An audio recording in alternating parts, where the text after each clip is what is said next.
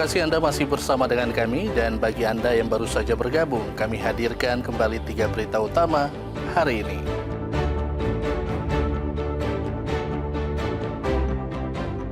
Polres Manokwari ringkus 3 warga yang akan memakamkan asisten rumah tangga secara tidak layak.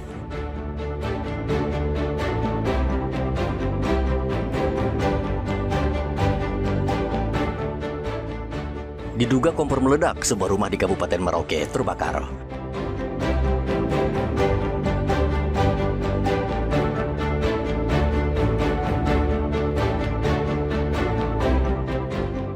Seribu lilin sebagai simbol duka perempuan Sentani untuk pasien Irene Sokoi.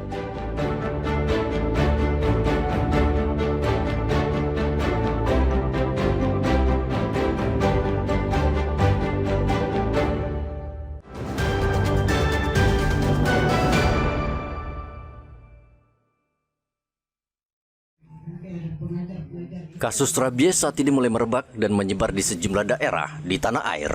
Namun di Papua, sejauh ini belum ada laporan kasus rabies yang menyerang warga.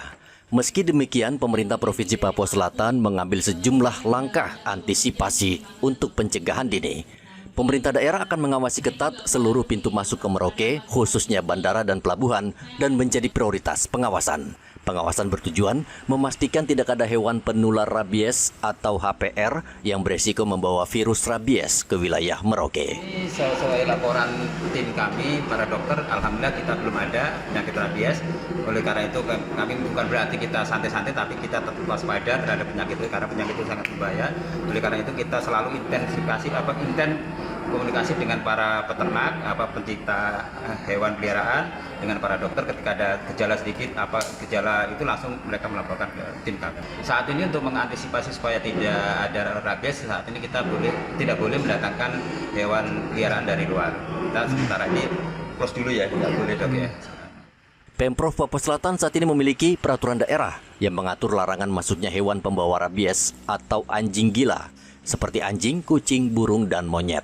Data Kementerian Kesehatan pada tahun 2024, terdapat 185.359 kasus gigitan hewan penular rabies dan 122 kematian akibat rabies di Indonesia. Sedangkan hingga Maret 2025, angka gigitan hewan penular rabies mencapai 13.452 kasus dan 25 kematian. Sebagian besar diakibatkan oleh gigitan anjing. Muhammad Ridwan dan Rian Tonai melaporkan dari Merauke, Papua Selatan.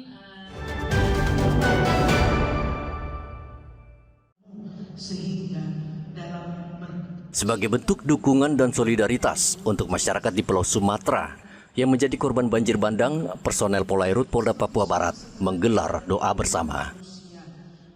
Doa bersama, salat gaib, dan istighosah dipimpin oleh jajaran Dit Polairut untuk mendoakan ketabahan, kekuatan, dan keselamatan bagi korban bencana di Sumatera.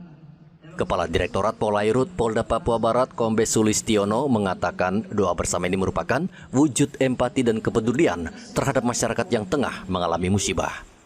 Doa yang sama juga dilakukan oleh polisi di Masjid Al-Mu'minun Mapolda Papua. Doa dilakukan sebagai bentuk empati atas musibah banjir bandang dan tanah longsor di Sumatera Utara, Sumatera Barat, dan Aceh. Kegiatan yang diikuti oleh sekitar 200 personel ini berlangsung hikmat dipimpin Ustadz Muhammad Ilyas. Salat gaib secara khusus ditujukan untuk mendoakan para korban meninggal dunia akibat bencana. Doa bersama ini menjadi cerminan nyata kepedulian jajaran Polda Papua terhadap saudara sebangsa yang tengah menghadapi musibah. Telah dilaksanakan doa bersama dan sholat gaib khususnya kepada korban bencana alam yang terjadi di Pulau Sumatera. Maksud dan tujuan kegiatan ini adalah sebagai dukungan moral kepada saudara-saudara kita di sebagian besar Pulau Sumatera yang terdampak bencana alam untuk memberikan kekuatan dan dukungan moral dan berdoa semoga kita segera bisa melewati bencana alam yang terjadi ini. Banjir dan longsor menjadi pengingat bagi seluruh personel untuk terus bersiaga dalam situasi apapun.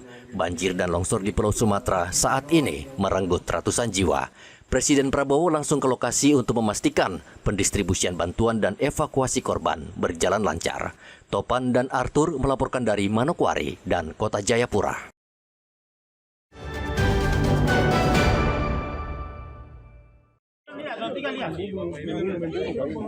Seorang perempuan berusia 60 tahun bernama Ingrid yang diduga bekerja sebagai asisten rumah tangga di sebuah wisma di Pasar Wosi, Kabupaten Manokwari, nyaris dimakamkan tanpa prosedur resmi oleh majikannya.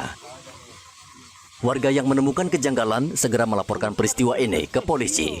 Upaya pemakaman secara tertutup ini terungkap saat sejumlah pemuda di TPU Pasir Putih, Manokwari diminta menggali liang lahat tanpa penjelasan. Permintaan penggalian yang terkesan terburu-buru membuat warga curiga. Saat jenazah Ingrid akan dimasukkan ke liang lahat, terlihat jenazah diturunkan dari mobil rental tanpa peti, tanpa kafan, dan kondisinya sudah membusuk. Penggali kubur curiga dan memancing kerumunan warga sekitar. Polisi langsung menangkap 3 orang yang membawa jasad. Kasat Reskrim Polresta Manokwari AKP Agung Gumara membenarkan temuan jenazah ini. Polisi telah memintai keterangan setidaknya 6 orang, termasuk pasangan suami istri pemilik wisma, anak mereka berinisial B, seorang pembantu, serta pengemudi mobil rental yang digunakan untuk mengangkut jenazah. Lagi dilakukan penyelidikan, ada beberapa saksi juga yang sudah kita minta keterangan.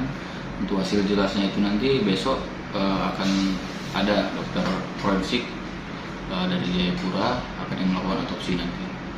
Menjelaskan bahwa si korban ini kerja sebagai ART mereka dari sekitar tahun 2020-an setelah COVID. Itu dia ambil itu di Surabaya. Belum bisa kita pastikan untuk korban pembunuhan atau tidaknya. Karena kan kemarin kita visum itu karena jenazah sudah mulai membusuk, dokter visum itu dokter umum RSUD tidak bisa pastikan adanya luka, penyebab kematiannya tidak bisa dipastikan. Makanya kita panggil dokter forensik dari rekor kita yang ada di Jayapura untuk lakukan otopsi di sini. Hingga kini penyidik belum dapat memastikan apakah kasus ini merupakan tindak pidana kekerasan atau pembunuhan berencana. Polisi menegaskan masih melakukan penyelidikan mendalam termasuk pemeriksaan medis untuk mengetahui penyebab kematian. Namun dari informasi awal, majikan menyatakan korban meninggal karena sakit.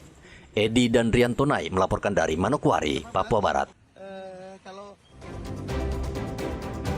Pemirsa, informasi tadi menutup perjumpaan kita di Berita Papua hari ini. Jangan lupa pastikan Anda subscribe channel YouTube Liputan 6 SCTV Daerah. Atas nama rekan yang bertugas, saya Heri Orun berterima kasih atas kebersamaan Anda. Selamat beraktivitas dan sampai jumpa.